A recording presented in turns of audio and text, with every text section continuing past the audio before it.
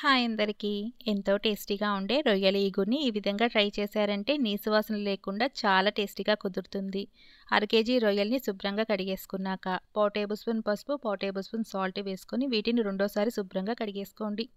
Stove వెలిగించుకుని బాండీలో ఒక టేబుల్ స్పూన్ నూనెను వేసుకొని రొయ్య ముక్కలన్నీ కూడా దీంట్లోకి వేసుకొని వాటర్ అన్నీ ఎగిరిపోయేంత వరకు బాగా ఫ్రై చేసుకుంటూ ఉండాలండి.